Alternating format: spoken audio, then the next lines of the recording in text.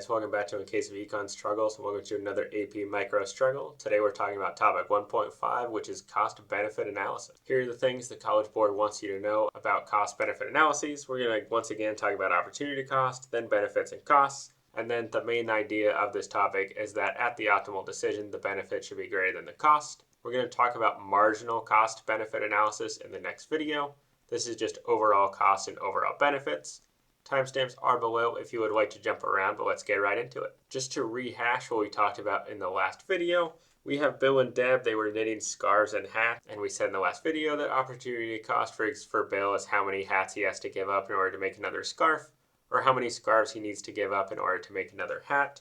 And so we went through this opportunity cost sort of deal, where we said that Deb has a lower opportunity cost to make scarves because she only has to give up half a hat to make another scarf, whereas Bill has to give up 2 hats to make another scarf. The reason that exercise is useful is that when you're making personal decisions, you need to think about the opportunity cost. So for example, maybe you're thinking about going to college, maybe Bill's thinking about going to college, and Bill knows that he's going to have to pay $40,000 in order to go to college, and maybe he knows that if he goes to college, he's going to make $1 million more over the course of his lifetime.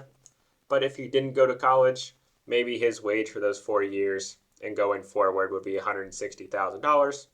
So the opportunity cost of Bill going to college and not working at Deb's Donuts for 4 years is also this $160,000.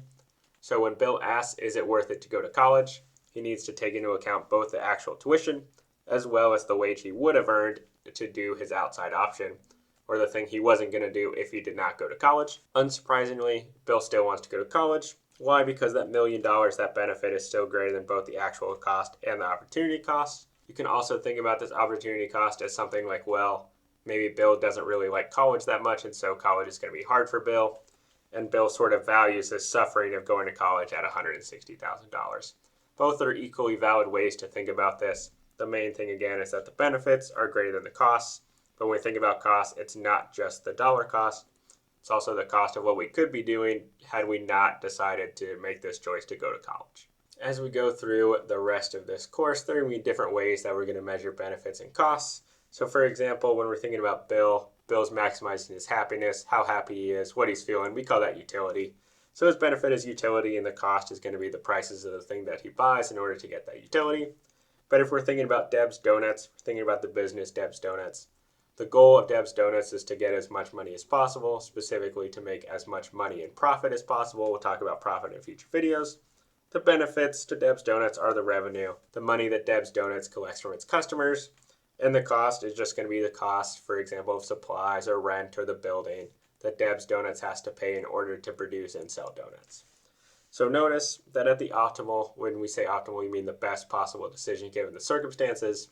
At the optimal decision, the net benefits, the benefits minus costs, are going to be at their highest. So hopefully this gives you a better idea of just what a cost-based analysis is. If this was helpful, make sure to like and subscribe.